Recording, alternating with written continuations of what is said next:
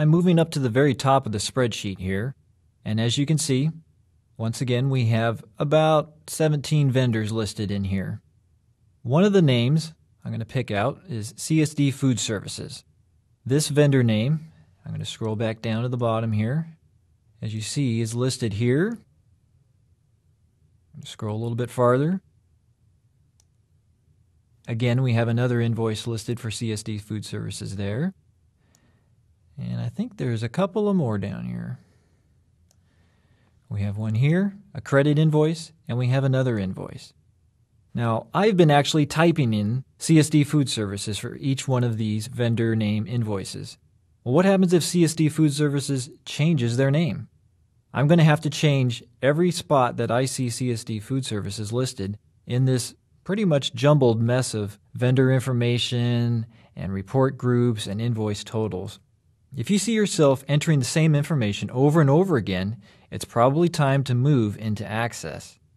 You'll also start to outgrow simple lists in Word and Excel when you begin to ask complex questions.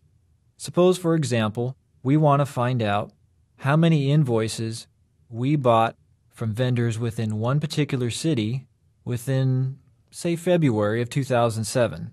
This is going to be very hard to find in Excel. If you had all this information in Word, it would be even more difficult to discover all the invoices saved and created within that particular month. Other complex questions you might ask: how many vendors are outside of our own city? Again, with Excel, you're going to have a difficult time answering these types of questions. We have up near the top all of our cities.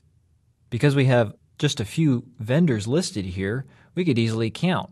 Even with Excel 2007's expanded million-plus records, what happens if you have more than 1 million vendors? And if you're going to be searching for information, it's going to be very tedious. So this is the time where you need to move to Access. Another reason you might need to move to Access is when you need to share data. Access is designed to be shared by many users entering data, viewing data, running calculations, and printing reports. Excel simply does not have this capability.